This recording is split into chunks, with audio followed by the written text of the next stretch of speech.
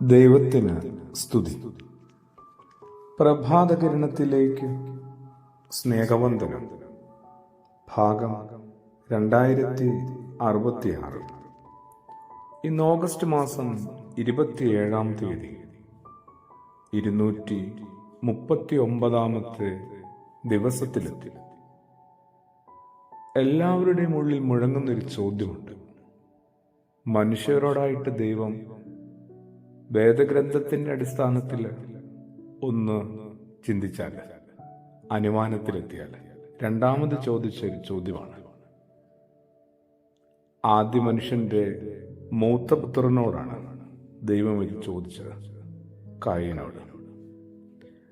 അരുതാത്തത് ചെയ്തതിന് ശേഷം കായീനും ദൈവവും തമ്മിൽ കണ്ടുമുട്ടിയതാണ്. ദൈവത്തിന്റെ ചോദ്യം വളരെ ഷാർപ്പായിരുന്നു.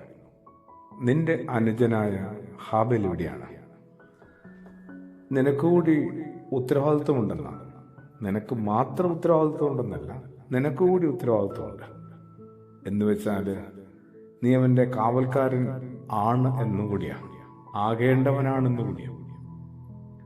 അതൊന്നും അവിടെ അങ്ങനെ ദൈവത്തിന്റെ മനസ്സ് നമുക്കായിട്ട് തുറന്ന് വിവരിച്ച് തരുന്നില്ലേലും കായന്റെ പ്രതികരണത്തിൽ അതുണ്ട് കേട്ടോ. ഞാനെന്നാ അവന്റെ കാവൽക്കാരനാകേണ്ട ആളാണ്, അതേന്നേ. അതുകൊണ്ടാണ് ദൈവം അവനോട് ചോദിച്ചത്. ഇന്നലെ മുതലെന്നല്ല, അന്നു മുതൽ ആരംഭിച്ചതാണ്. ദൈവം കായനോട് ചോദിച്ച, ദൈവത്തിൽ നിന്ന് കായന് നേരിടേണ്ടി വന്ന ഈ ചോദ്യം എന്നെപ്പോലെ ഞങ്ങളെപ്പോലുള്ളവരിങ്ങനെ ആവർത്തിക്കുന്നതാണ്. അത് നാളെയും മറ്റന്നാളും അനന്തമായി നേടും. പക്ഷേ ഒരു മറു ചോദ്യം കൂടി ഉണ്ടെന്ന് ഒന്ന് വെറുതെ സങ്കല്പിക്കാൻ പറ്റുമോ?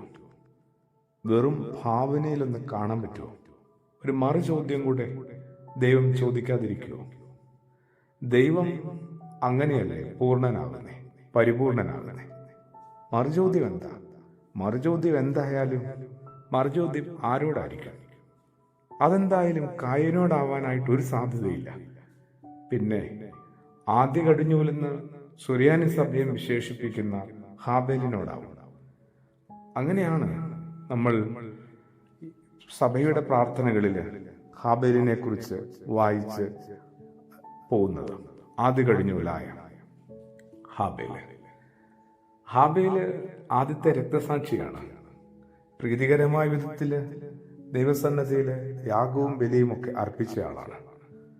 രക്തസാക്ഷിയായി ദൈവസന്നിധിയിലെത്തുമ്പോൾ തീർച്ചയായിട്ടും ദൈവമാനെ എതിരേൽക്കാനായിട്ട് കാത്തു നിൽക്കുന്നുണ്ടാവും.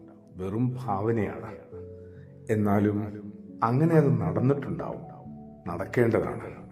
ദൈവം ഒരു ചോദ്യം ചോദിക്കും, ഹാബേലെ, നിന്റെ സഹോദരനായ, നിന്റെ ജ്യേഷ്ഠനായ കായൻ എവിടെയാണ്? അതോടുകൂടിയാണ് എല്ലാം ഒന്ന് പൂർണ്ണമാകുന്നത്. അങ്ങനെ ഒരു ചോദ്യം കൂടി ഇന്നു മുതൽ നമ്മുടെ ഉള്ളിൽ ഒന്ന് മുഴങ്ങി തുടങ്ങേണ്ടതാണ്.